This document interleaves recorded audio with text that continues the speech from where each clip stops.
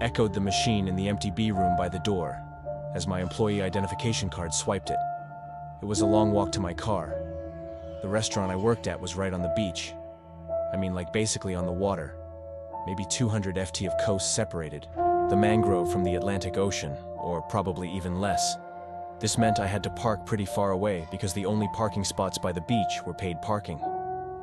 As usual, I wandered through the street-lit beachside town across silent roads to my Toyota Camry, but don't let the silence and inactivity of tourists fool you. An hour ago, I was up to my knees in orders, though we were only open till 9 p.m. on Tuesdays. And with the mangrove closed, pretty much everybody cleared off the beach. After all, we were open later than anything else out there in my puny town. I was still sweating from the busy night. As I reached my car, it was covered with dew as the cool night air replaced the sweltering beachside heat of the day.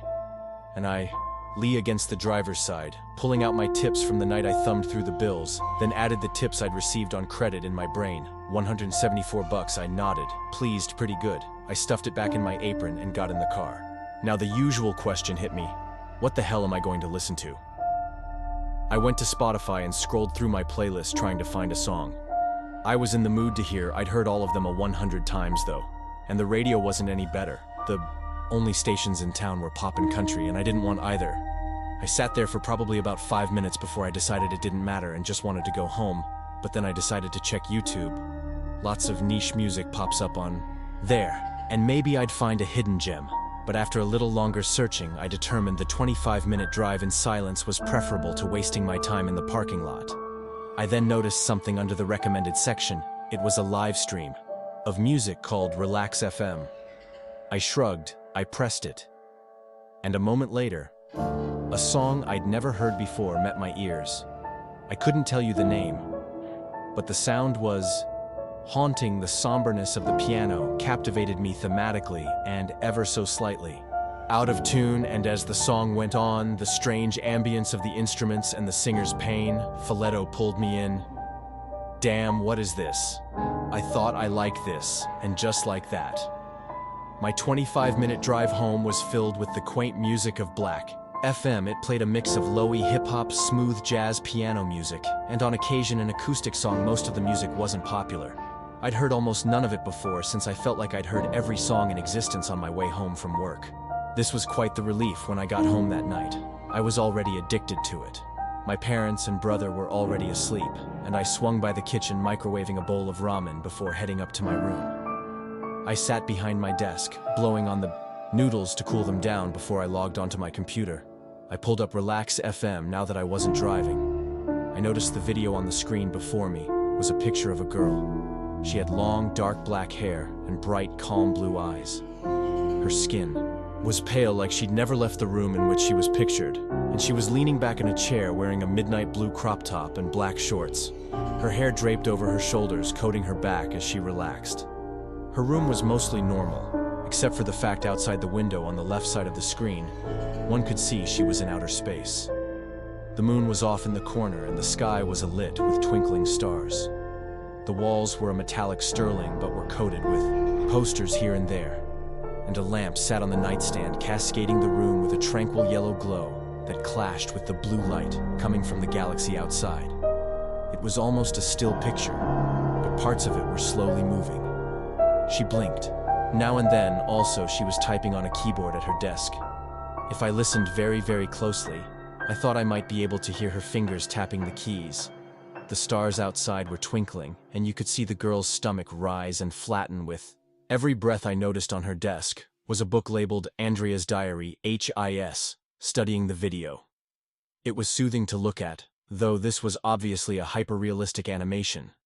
The way she moved on occasion, like adjusting her seats or brushing her hair with the side of her fingers, made her almost seem real, like I was looking through a window into a room.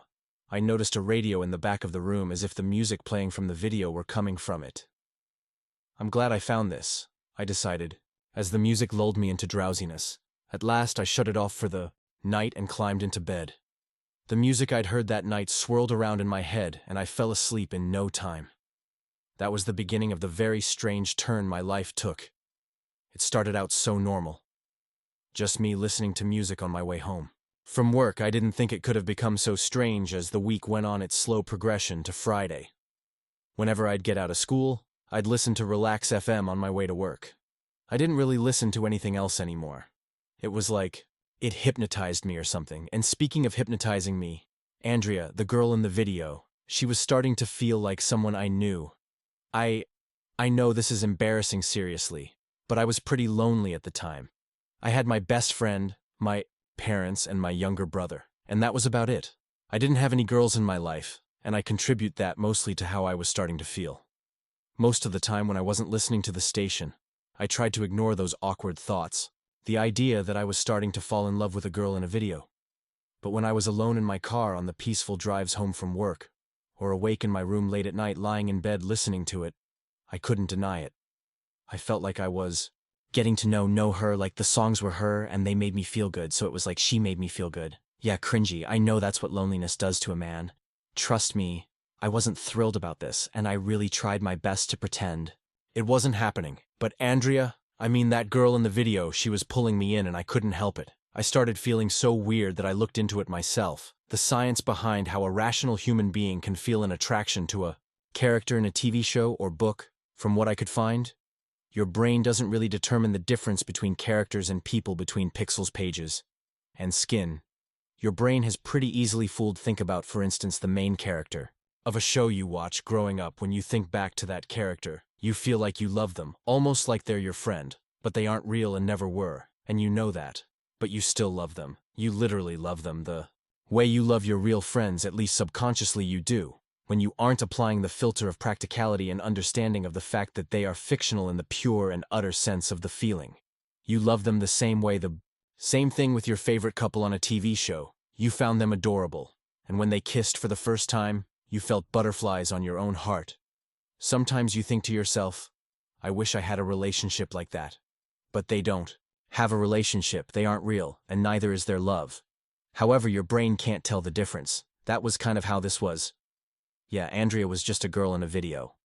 But my brain didn't know the difference. She had a body, and a face. And the music was her attitude, her spirit. She was completely enough to trick my lonely self.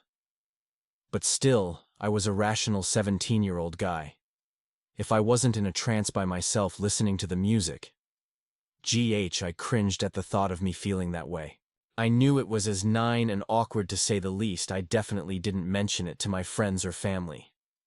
When Friday came, my friend Adi and I hung out pretty much all night just gaming together. I didn't listen to the station at all. Instead, we listened to our regular mix of classic rock and post-hardcore that accompanied our conquest in the game. This is where I started to feel awkward. As much as Relax FM wouldn't suit what we were doing, I wanted to see Andrea. I felt humiliated at the thought. I began having wished I could text her like Adi was texting his girlfriend between games. I wished I could call her that night. It falsely excited me to think about, but she was fake a gif on a screen. Yo, Tony. Adelie grinned, nudging my shoulder. You all right there, man? But yeah, bro. You're Katie's ass tonight. I know, I guess I'm just kinda off in my own world tonight. Why is that? The match ended and I glanced at the scoreboard, noticing I came in second to last on our team with 7 kills and 20 deaths. Yeah, trash. Adley sat up facing me. He had dark features and a strong sincerity in his eyes. Something going on, man. No. Well, besides the usual, just lonely, I guess. You know, bro, I told you before. Girls ain't that big of a deal. You don't need a girl to be happy. And right there, I realized I was worse off than I'd originally thought. I wanted to tell him about Andrea. I actually wanted to share with him that I was attracted to some girl on a YouTube live stream. Explained to him how I felt like I really knew her, how she felt real, how I felt like I just wished I could talk to her. I made sure not to mention any of it. At least I was sane enough to do that. I know Adley. It's nice to have company sometimes. You know, Adley's phone lit up revealing a text from his girlfriend. Cheyenne, babe, it said. We chuckled. And I said, say like that. The company, I wish I had a girl to text right now, just makes everything so much more interesting. You'll have that again, don't get so worked up about it, I don't get it. I went on figuring. Adelie didn't want to hear it, but I had to get it off my chest. It's not like I'm some shy loser. I talk my ass off everywhere we go. I try to get to know people. I'm never awkward in social situations, I think anyway. He conceded with a nod. To my relief, Hell, if I think a girl's pretty, I talk to her but never works out. They always just say they're my friend in the end, and then ignore me unless I hit them up. It's the town man girls here, like college guys, not Parker-ists that can't shut up to save their own life. I laughed bittersweetly. It was funny. But he was also right. My mind went back to Andrea. She was always there every time I looked up. Relax FM. I'd find her. She didn't leave me on red. She didn't look awkward. To see me glancing left and right when I talked to her in person, as if to make sure no one else was watching. She didn't hit me up first or invite me to places, but she couldn't. She was stuck in the computer after all. So I couldn't be mad at her for that, and somehow I felt like if she could, she would. Around 11 hours, Adley drove over to his girlfriend's house and I was left alone usually. I hated when he left. The night went from fun and distracting playing video games with my best friend to lonely and eye-opening. I'd sit there thinking about how this was a Friday night, and I wasn't at a party, or with my girlfriend, but alone in my room doing nothing. But tonight, I was happy he left, because now I could go on to Relax FM. I shut off all the lights in my room. I sat down at the desk, feeling the cool breeze from the ceiling fan as I typed it into the search bar. I started to feel butterflies, like I was about to call my crush when I clicked on the video. I noticed two things out of the ordinary. One, instead of typing on her computer, she was sitting up scribbling something into her diary. Secondly, unlike the usual 230 or so people watching, I was the only one, the only listener on Relax FM. This really surprised me. Now it really felt personal, like it was just me and her. This is when I got really carried away. I decided to talk to her.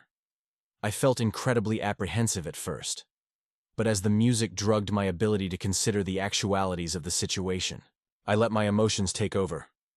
The song playing was called Memory from some 90s anime. A rainy mood was added into the background, making it sound like a storm was quietly brewing in the distance.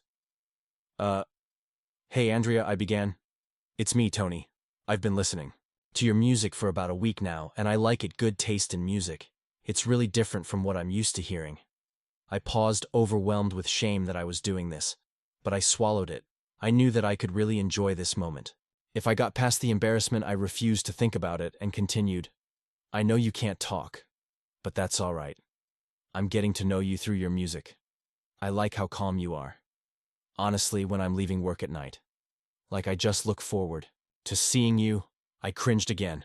I pushed through the humiliation. Really? You just calm me down. No matter how stupid the night is, I know you're not real, but it's like, to me, you are. I wish the YouTube account behind the video wasn't simply called Relax FM. I hope that maybe the girl was the actual content creator, and her name was really Andrea after all. The girl was realistic enough to be an actual person, maybe just with some sort of video filter. And if that were the case, then maybe I could reach out to her. But at the same time, I was glad that wasn't the case. What if I did, and the girl didn't actually act the way I thought she would, or she didn't like me at all, like a lot of girls do? I talked to her a little longer that night, but the music calmed me down to the point that I decided I should get some sleep. This was really unusual for me most of the time. I'd be up well into the night on the weekends, bored and watching YouTube videos to get my mind off life, but Andrea had relaxed me to the point that I just wanted to lie in bed and dream about her. I climbed under the covers and simply listened to Relax FM, thinking of her. I imagined her next to me, wished I could hold her before long. I was off into a peaceful sleep that morning. Something very strange and beautiful happened just as I woke up. The song playing on my computer abruptly skipped. I thought it strange because I had never heard anything like that happen on Relax FM. It was always a steady stream of music with no interruptions or crashes. I sat up and walked over to the computer. The song playing was called Good Morning Handsome. I caught my breath. Good morning, Andrea, I whispered. What are the odds? I thought that song just happened to start playing right when I woke up, and the other song ended. So suddenly, like she had changed the song. I won't lie, I was slightly creeped out at the same time, though I was ecstatic and flattered. It was like she said something to me, like she complimented me. I sat there and basked in the beautiful 9 a.m. sunlight shining through my window, sitting in the chair at my desk and listening to the song. It was a beautiful acoustic song, and the singer had a bright, pale female voice. It sounded so lovely. It actually began to fill my heart with butterflies. I glanced at Andrea. She was lying on her back in bed this time, her raven black hair strewn about all along the mattress beside her. Her eyes shut calmly. For the first time I saw a smile on her face. It was slight, but it was there and still. I was the only one watching. I smiled at her. Good morning, Andrea. Quite a bit of time went by until the next strange occurrence happened in the meantime. Relax FM became part of my day-to-day life. I was still mysteriously the only one tuned into the video, and after the Good Morning incident, I didn't feel any more apprehension. I talked to her pretty much every night about my day, and I listened to the station all the time on the way to school, on the way to work, on my way home. It was non-stop, and honestly, I was a happier person. I felt fulfilled. I didn't feel lonely at all anymore, and I wasn't even bombarded with embarrassment when I was alone and thought about her. She felt so real to me. Well, anyway, sometime in September, was doing a school project. It was in my American history class, and we were in the computer lab to work on our presentations. We had a substitute teacher that day, and I figured he wouldn't give me hell for listening to music. Since he was a pretty laid-back guy, I plugged in my headphones and went to YouTube. I typed in Relax FM. It didn't pull up. There were other unrelated videos, but it was nowhere to be found. No. I gasped, horrified. No, where'd you go? I scrolled up and down. Relentlessly, I couldn't believe it. I searched all over, even retyping it pointlessly, but it didn't pull up. It was nowhere to be found. I was totally crushed. I could barely even focus on the presentation as I logged into my email and pulled up my PowerPoint. I tried to start working on it, but I couldn't. I was too crushed. I went back to YouTube. I was so desperate to type it in again. I gasped in relief as it pulled up. I clicked on it instantly, and the music completely soothed my worry. I started to think about how strange it was that I couldn't find it initially. Why was it missing? For a second I contemplated it. When I realized something, it pulled up when I was logged into my account, and was nowhere to be found when I wasn't. I sat back in my chair. I decided to test it. I closed the browser and logged out. Sure enough, when I searched for it on YouTube, it was mysteriously absent. Now I began to consider that I was the only one ever listening. An amalgamation of dread creeping up my spine, and utter excited disbelief overcame me. I didn't know what to think about it. I hadn't added it to a playlist, or even subscribed to Relax FM. That wasn't any reason it should be linked to my account at all. Started to consider how the views went from around 23:30 to 1. It was night and day. One day it was a group of people, and the next day it was only me, and it was only me. Since I'm the only one that can find this video, I said to myself, my mind went back to the morning that song skipped. It was all starting to feel deliberate. I never felt such a duality in my life. A good part of me was absolutely terrified. I started to almost feel watched. And then another part of me was beaming. It was like Andrea was real. She was influencing reality. She was part of real life. I now started to think that I should tell Adley. But would he get it? Well, maybe I just not describe how I felt about Andrea. I just tell him about it objectively and see what he thought. That afternoon we met up after school. It was a rare day off from work, and we did what we usually did on weekend afternoons. Parkour door. We drove to his house after school, each in our separate cars. And he left his in his driveway so we could head downtown in mine. He played some upbeat music on the radio, and it was the first time I hadn't listened to Relax FM in my car. And God knows how long. When we got downtown, we parked off by the train tracks, and our spree began. We darted through the alleys like phantoms, jumping off walls, scaling pipes, tic-tacking over trash cans, and rolling onto concrete from falls. We made it especially sure to always look out for cops and store owners, but there wasn't a lot of either. On this side of town, we were just at the outskirts of the ghetto, and the buildings were run-down parkour paradise. At last, around 7, we took a break on the roof of the community event building. It was a pretty large structure reserved for local functions, community meetings, and the like, and stood 4 stories off the ground. We each bought sodas from the gas station down the block, and didn't open them for a little while, so they wouldn't spray us, considering how shaken up they'd gotten as Adley opened his Dr. Pepper and took a fresh swig. I figured it was time to tell him, "Hey, AD, I faced him. Can I tell you about something kinda weird?" "Yeah, sure, man." He nodded, wiping soda foam from his lips and his jacket sleeve. "So I've been listening to this station on YouTube. It's called a Relax FM. I found it on my way home from work a while ago.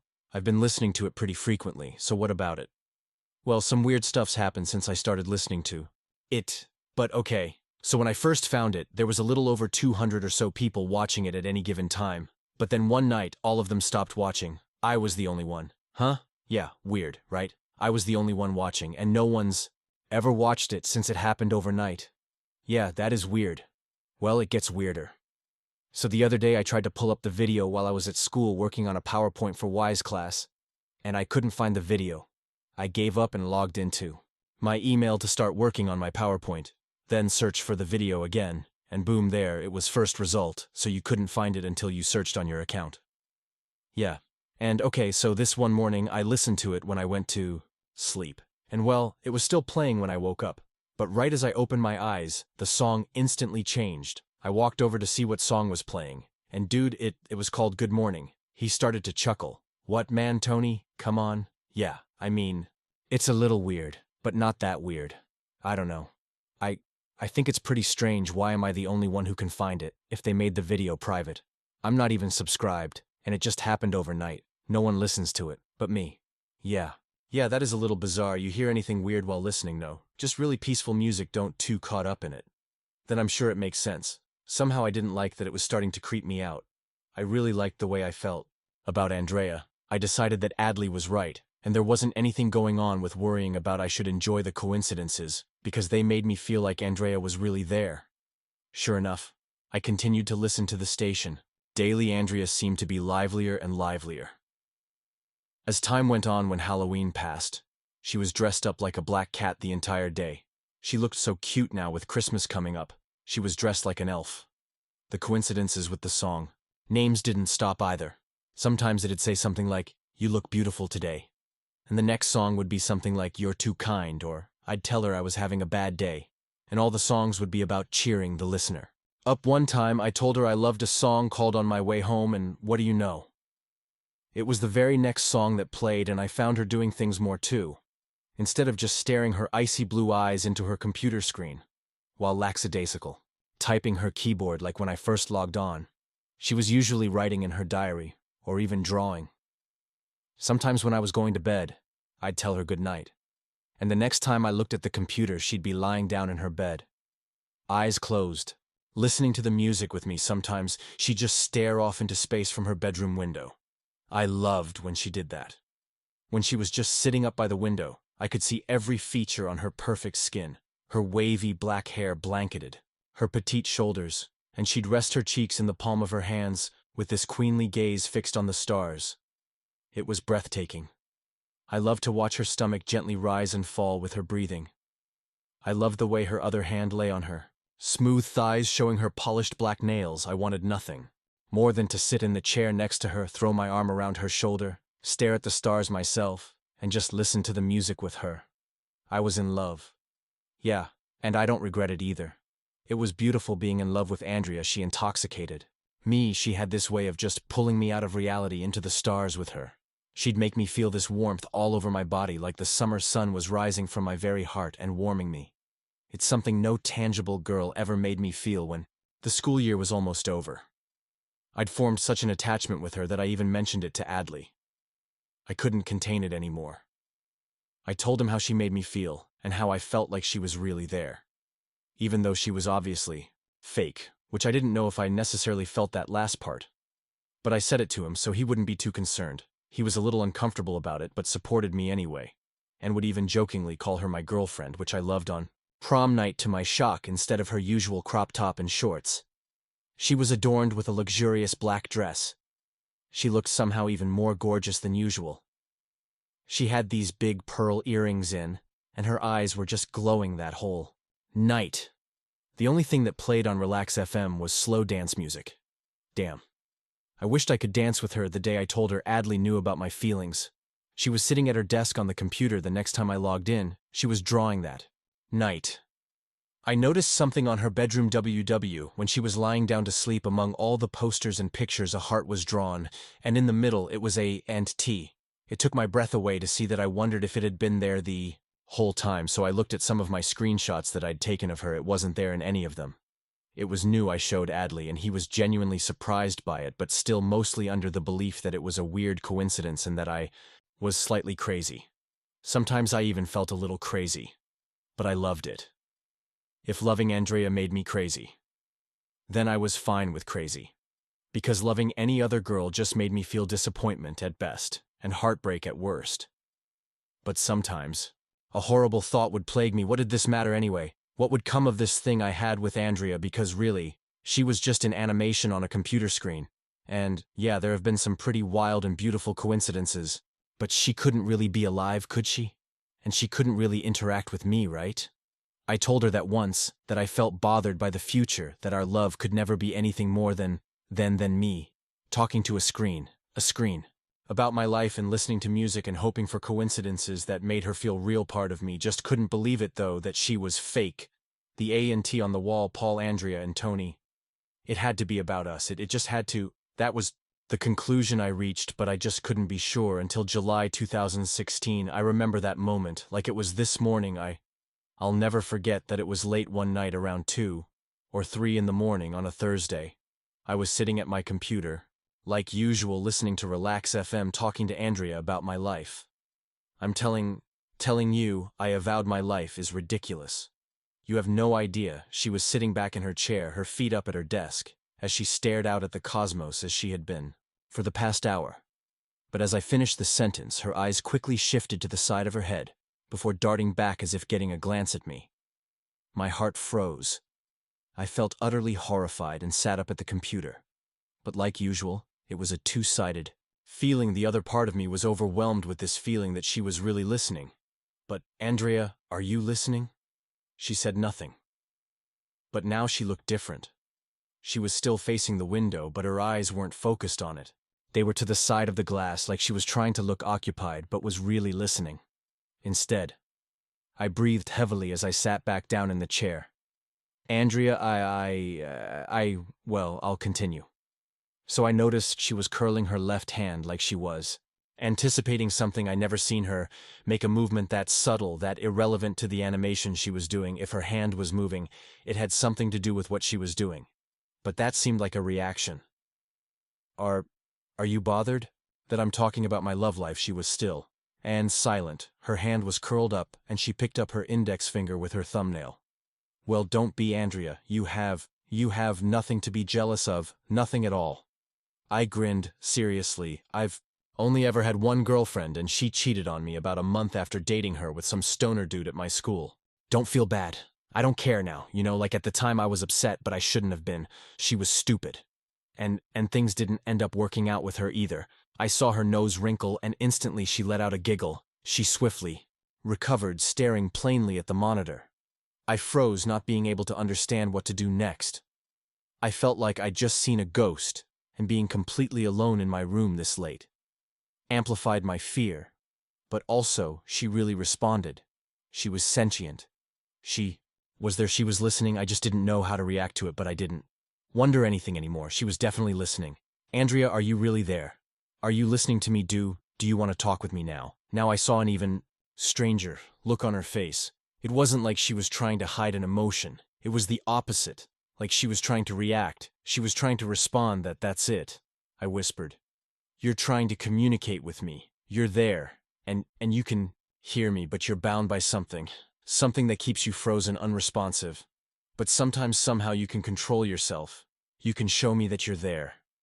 I smiled, realizing she didn't. Swiftly turned her eyes away in hopes I didn't notice. She turned her eyes away because the power took hold of her again. I love you. I'm not going anywhere. I smiled tenderly at her through the screen. My life has been blessed ever since I found you. I know you want to talk with me, and I don't know what's stopping you, but I'll never doubt you again. I know you're there, and I'm not afraid. I'm not scared of you. I love you. I was overwhelmed with emotion as I noticed a tear slowly streaming down her soft cheek. Andrea, don't cry, I soothed. I froze as the next song played. It was called I Love You Now. I was tearing up. I shut my eyes, resting my head against the computer screen. All I could do was listen to the song, sob, and breathe. All I could guess was that she was some kind of spirit that I couldn't comprehend, manifested in cyberspace speaking through the language of music. And sometimes she was released from her spell and could break through the fourth wall, writing something indisputable on the wall, or swiftly changing the track to something relevant to show that she was sentient. But other times she was bound by whatever power existed over her, and all she could do was exist in a limited frame and hope. I didn't go away. Well, I wasn't going anywhere. I knew I couldn't tell Adley any of this. He wouldn't believe me, and neither would anybody else. And you know what? I didn't care, not one bit. I was so happy to have her to talk to at the end of every day. I loved her music, the language she used. To speak to me through her language, we conversed every day. On July 10th, I got a letter in the mail. The college I'd applied for accepted me. I was speechless, and the first thing I did was run upstairs and show her the letter. I ran downstairs and showed my mom when I came back up the stairs. Her usual blue crop top and black shorts were replaced with a red jersey and silver shorts. She was smiling smugly, looking out of the window into outer space, my school colors. I smiled at her most of the summer I spent either hanging out with a day or sitting behind the computer listening to Andrea's music. Her voice, sometimes I just go on drives and enjoy it, talking with her from time to time, and other times focusing on what she'd had to say. We'd even taken up the habit of watching movies together. I'd play a movie on the computer, and she'd be facing hers. And I knew in my mind that wherever she was watching it too. But nothing too surreal happened again since that moment. On July 6th, though I felt fulfilled by her, there were times I was just overcome with longing. I wanted so badly to just be able to hear her voice. Her laugh. I bet it was gorgeous. The prettiest laugh I'd ever hear. And if her laugh alone could give me butterflies, I could only imagine what her voice sounded like. It was so unfair that we couldn't really talk, or that I couldn't hold her hand, that I couldn't really take her to the movies, that I couldn't pick her up from her house and have a dinner with her and her family, and really take her to prom. It was miserable to consider. All I wanted was just one moment to really feel her skin, to be with her on the day of August 8th. The summer was almost over. I was shipping off to college on the 11th, and it was my last Friday in town.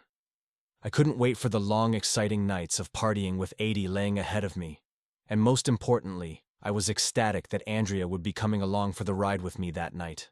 On the 8th, I found myself lying on the roof of the local church looking up at the stars, and gurney now, I was a little nervous. I looked around and realized that, to my awe, I was outside the courthouse that was at least an hour walk from the church.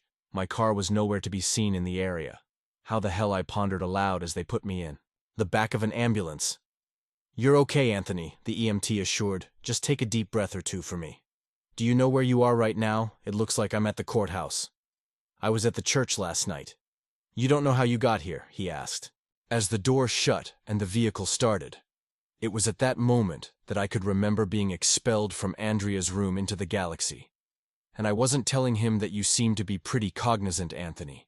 But oh, is it Anthony, or do you go by something else? Tony, I'm going to ask you this to cross my T's and dot my I's. Do you know your birthday? When I answered his question and he knew I wasn't delirious, he began trying to walk me through the events of the night. I told him everything, except for the part about being pulled into outer space to meet my digital girlfriend, though otherwise normal.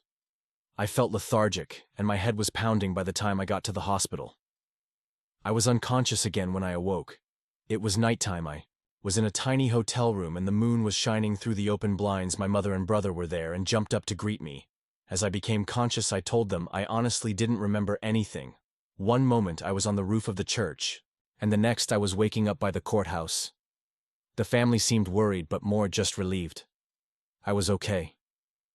Then another man came into the room. When he entered, my mother nodded. She gave me a hug and said that he had some questions for me, and she'd be right outside, like you'd guess from a 14-year-old. My brother tried to scare me by telling me he was from the Men in Black or something like that. The man was dressed in a suit and tie. He sat down in a chair by my bed and pulled out a badge. "I'm Agent Miranda, with the CIA." He spoke casually.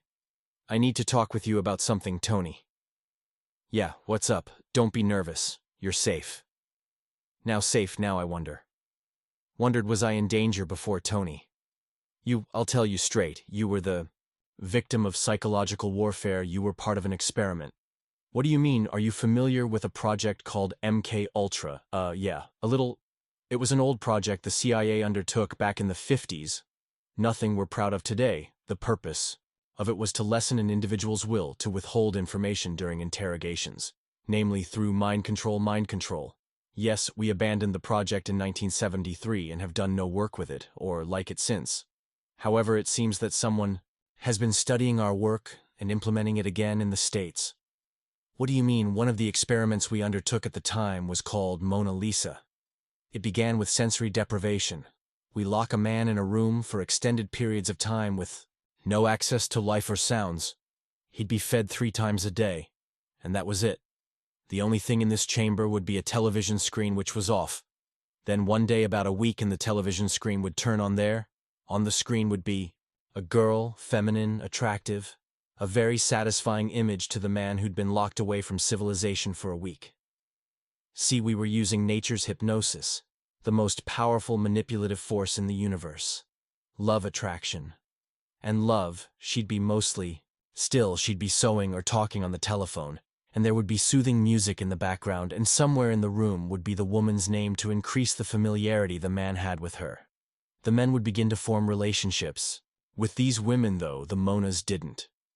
Converse back, the men who were lonely and helpless confided all of their suffering into these women. After around a week, the Mona Lisas would begin showing faint signs of attention to the prisoner occasionally. They glance at him or giggle at a joke. The men were ecstatic at this. These women were the only things keeping them sane, or at least not completely incoherent after a week of sensory deprivation. By the month's end, the men had formed such a trusting relationship with these women, they would tell her anything she asked. The sheer fact that she was speaking to them was enough for them to say anything. See, in their minds, it was as if they'd earned this right to speak with her. The gradual increase of her awareness was something they longed for, and with her talking, they never wanted her to go back to silence. It was like they forgot their mission, their past lives, everything. But the woman in front of them, we were brainwashed. I was silent. It was almost exactly what I'd experienced with Andrea. It seems that someone's uncovered this information and has been experimenting with it again, but they're taking a different approach than we did. Instead of locking someone away in a